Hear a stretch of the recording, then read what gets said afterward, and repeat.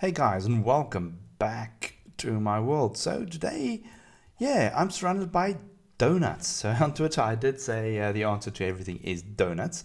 But I have today taught zombies how to hide and become donuts.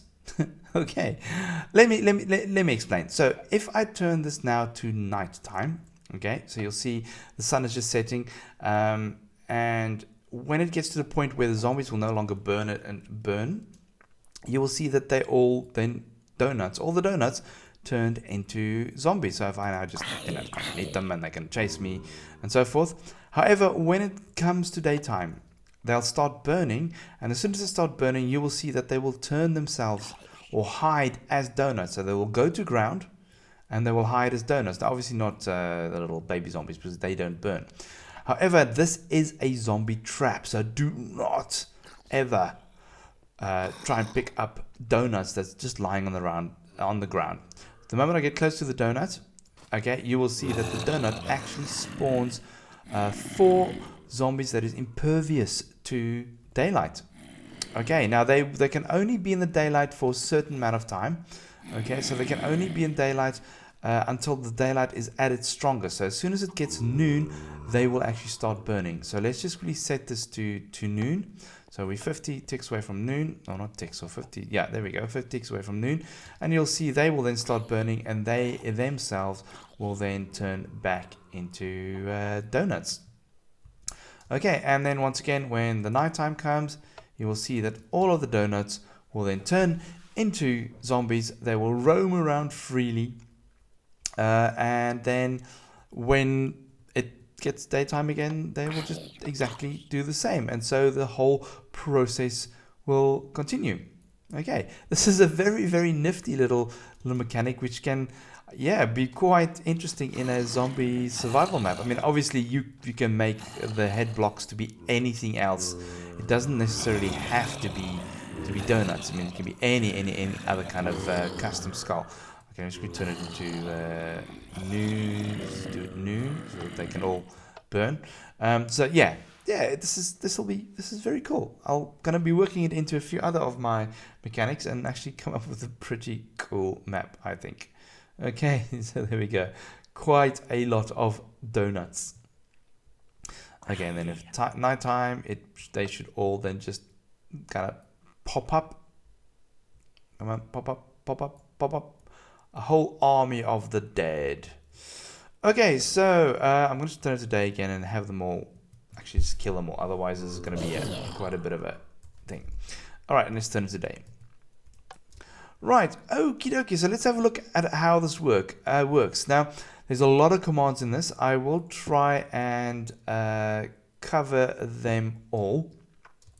This does use stat though. So on the right hand side, you will actually see that I've got a timer. Now what this is actually the physical time of day that the game is keeping track of.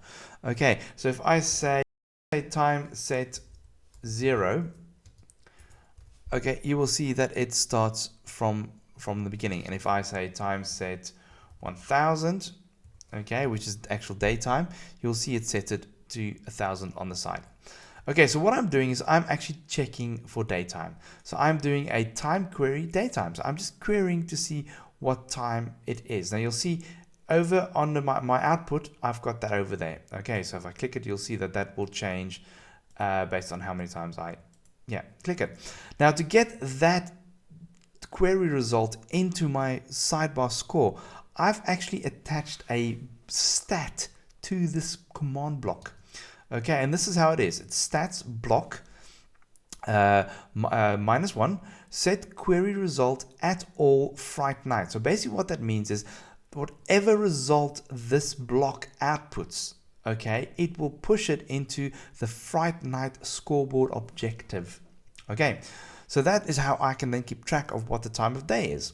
When the time of day reaches 24,000, okay, I then reset the time of day to 0. The reason for this is that Minecraft doesn't reset to 0. It just carries on. So when it reaches 24,000, it'll tick over to 24,001 and it'll just carry on. Okay, but for all in for what we wanted to need it for, we need to know when it is a specific time, so we reset it to 0. When we summon zombie, okay, the zombie catches fire. Okay, I then detect if that zombie is on fire. Okay, so I've got a test for zombie on fire. So this is a score. I'm doing a partial MBT match that tests to see if the zombie is on fire for 130 seconds. If it is, I give them a mob fire score of 1. When I then find an entity with a mob fire score of 1, okay, I summon a armor stand, which is a marker exactly where that zombie is that's got a on fire score of 1. Okay, I then set a skull on the floor where that zombie is, and I then kill the zombie. Okay, so if we go into game mode 3, you'll see there is the actual armor stand. Okay, and it is a as I said, it is a marker, so it doesn't really take up any resources to keep it there. All right, so now back to nighttime. Okay, so when the player's nighttime or the daytime score is 13,000, what all the armor stands in the world does, okay, in this case the nighttime armor stands, what they do is they summon a zombie right on top of them. Okay, the next thing they do is they actually set block air right where the skull is so that the skull drops, and then it actually kills that skull straight away in the same tick, so that the skull can't actually spawn all those zombies. Okay, and then we kill that marker, right? So that marker is no longer in the world, and we're now just left with a zombie. Okay, right. So when I then move close to it, right? What I'm doing is I'm actually running a test on that armor stand that is testing for a player that's within a certain range, and if the player is there, it will then actually set block air, dropping that skull. When that skull drops, I then have a timer running that tests to see if that particular skull is an item in the world. If it is, I add 1 to the score.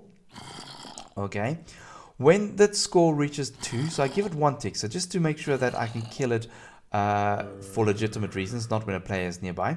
When the skull reaches 2, it'll start summoning a sun-proof zombie. Now the way I've made these zombies sun-proof, now you can't see it, is that in their head they actually have a button, okay, acting as a helmet. Now that button does not have a damage value, so it won't actually ever break. Okay, but what you just saw there, that the zombies in noontime, they actually burnt up. Now the reason for that is that when it is noontime, okay, I actually remove that button from their head. Okay, so I remove the button from their head at noon, and then they start burning, and then they turn back into donuts. Okay, so set it off, kills the spawner.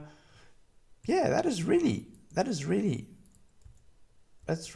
it. I mean, I've got my saves, so this just lets me know what time of the day it is, so that I can very easily use this to, activate anything else at all.